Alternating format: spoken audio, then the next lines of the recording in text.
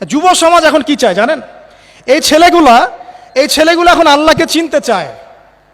তারা জীবনকে নিয়ে হতাশ, মাদকের ভয়াল থাবাতে হতাশ, কেউ মিউজিক করে, কেউ প্রেমিকার পেছনে ছোটে, কেউ পলিটিক্যালি পার্টির সাথে যুক্ত হয়ে মারামারি করছে রাস্তাঘাটে। তারা আল্লাহকে পেতে চায়, আল্লাহর কাছে যেতে চায়। আর ওরা যখন আল্লাহর কাছে যাওয়ার জন্য ইসলামের দিকে আসে, আপনি তার মাথাটাকে হজবরল করে রেখে দিচ্ছেন। কেউ বলছে এই, কেউ বলছে সেই, কেউ বলছে এটা করা যাবে না, ওটা করা যাবে না। আরে বাবা, ও আল্লাহকে পেতে চায়, খালি ও এত কিছু বোঝে না, সে আল্লাহকে চায়, আল্লাহর মহব্বত চায়, আল্লাহর মারেফত চায়, আল্লাহ আনুগত্য করে জান্নাত পেতে চায়। তখন যুবকের মাথা খারাপ, কয়েকটা বই ধরায় দিলেন, এই বইগুলো পড়তে থাকলো। পরে দেখলো আর এক কমিউনিটি তাকে বলছে না, এই বই তো ঠিক না, এই বই ঠিক না, ওই বই ঠিক। ওর মাথা খারাপ, এখন কি করবে? প্রতিটা মাসআলাতে এই সমস্যা আছে।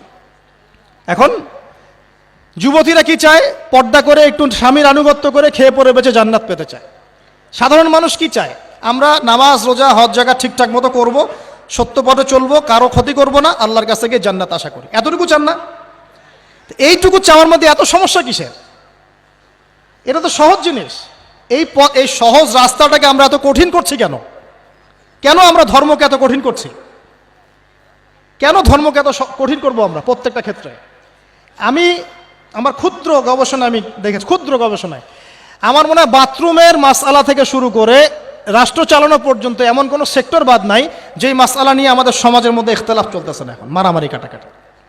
এমনকি বাথরুমে ভাই আপনি পানি নিবেন না টিস্যু নিবেন, সেটা নিয়ে মারামারি নেন।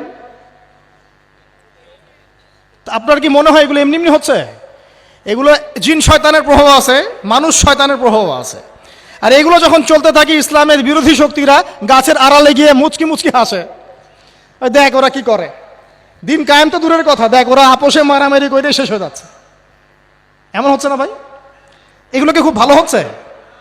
তাহলে সমাধান কি? আমি কিছু আমার ক্ষুদ্র জ্ঞানে বলি। নিজে আগে পড়াশোনা করেন, নিজেকে পড়তে হবে। নিজেকে পড়তে হবে মানে আপনাকে সবাইকে মুফতি মুহাদ্দিস হয়ে যেতে হবে এমন নয়, কিন্তু বেসিক ইসলামিক নলেজ সবাইকে অর্জন করতে হবে। আল্লাহ তৌফিক দান করুন। এরপর সেই সব ওলামায়ে কেরামের কাছে ইলম নেবেন যে ওলামায়ে কেরামের কাছে কোরআন সুন্নাহর গভীর জ্ঞান আছে, একদম গভীর জ্ঞান। গভীর জ্ঞান বুঝবেন কিভাবে? যখন আপনি নিজে পড়াশোনা করা শুরু করবেন, তখন আস্তে আস্তে আপনি বুঝতে পারবেন যে কার মধ্যে কতটুকু জ্ঞান আছে, ইনশাআল্লাহ। গভীর জ্ঞান মানে তার কাছে কোরআন সুন্নাহ উসুল আকীদা ফিকহ বিশ্ব অর্থনীতি রাজনীতি সব কিছুর একটা সামগ্রিক জ্ঞান আছে। এগুলোকে বলা হয় গভীর জ্ঞান।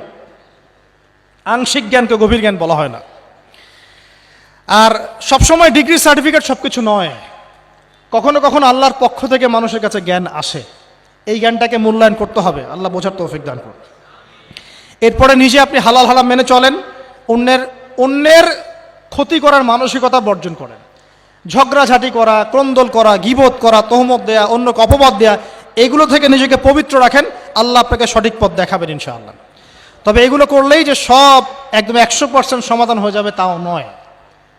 কারণ এটাই শেষ জামানা, এটাই ফিতনা, এটাই দুনিয়া, এটাই ফিতনা, এটাই পরীক্ষা, যে এই উম্মার মধ্যে এরকম মতবিরোধ চলতে থাকবে। এর মধ্যে আপনাকে সঠিক পথ খুঁজে বের করতে হবে।